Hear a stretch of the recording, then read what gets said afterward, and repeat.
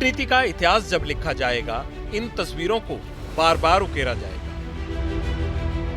गुट निरपेक्ष नीति का चैंपियन भारत, युद्ध नहीं बुद्ध की नीति पर चलने वाला देश, दुनिया को राह दिखा रहा था।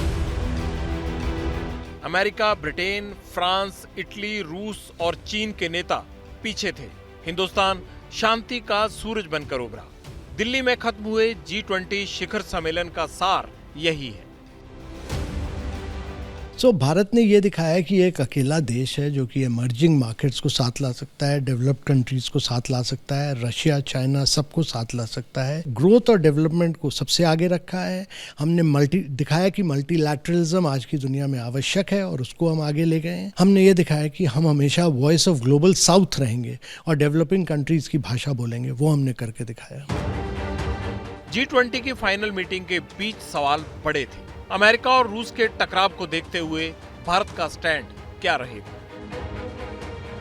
यूक्रेन युद्ध के बीच ऐसा संदेश क्या हो जो सर्वमान्य हो, यूक्रेन की बात भी आ जाए और रूस भी मान जाए? सबसे पेचीदा सवाल यही था।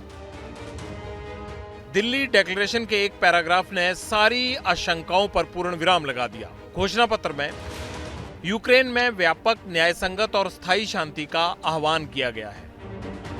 सदस्य देशों के इलाकों पर कब्जा करने के लिए ताकत के इस्तेमाल या किसी भी देश की क्षेत्रीय अखंडता के खिलाफ काम करने से बचने का आग्रह भी किया गया है। सबसे ज्यादा जोर इस बात पर था कि परमाणु हथियारों का इस्तेमाल या इन्हें चलाने की धमकी अस्वीकार्य होनी चाहिए।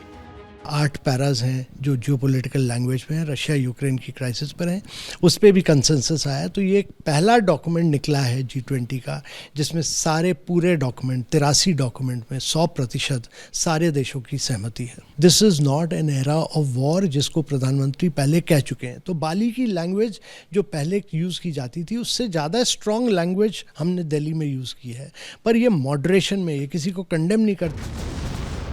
1.5 साल से रूस और यूक्रेन के बीच जंग जारी है। इस दौरान कई बार रूस की तरफ से एटमी धमकियां दी गई। अमेरिका, यूरोप को तबाह करने वाली सरमत मिसाइल के टेस्ट हुए।